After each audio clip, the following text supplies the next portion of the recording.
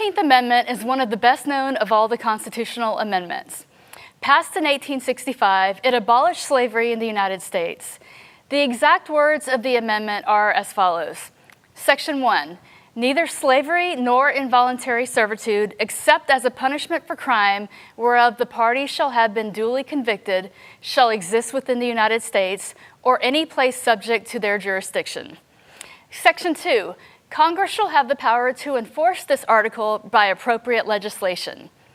In January 1863, President Lincoln issued the Emancipation Proclamation. Although this was an important piece of legislation, it only called for the end of slavery in areas that were currently occupied by the Confederacy. It did not end slavery in the few slave states that were still in the Union, and it didn't end slavery in the Confederate states since those states declared their separation from the American government.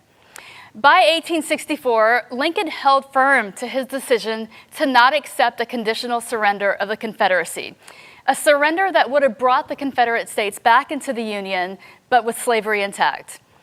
Lincoln made ratification of the 13th Amendment a necessary condition for accepting the South's surrender, and it was part of his platform when he ran for re-election that year.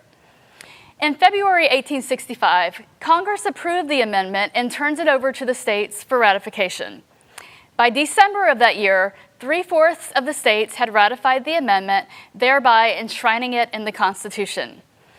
In recent decades, some people have spoken out against the clause that involuntary servitude can be instituted as a punishment for crime, most commonly seen with the forced labor of prisoners. Also, interestingly, during World War I, a small minority of Americans argued that the draft constitutes involuntary servitude and is thus a violation of the 13th Amendment. But the Supreme Court did not see it that way. Nevertheless, the 13th Amendment is one of the most important amendments in the Constitution.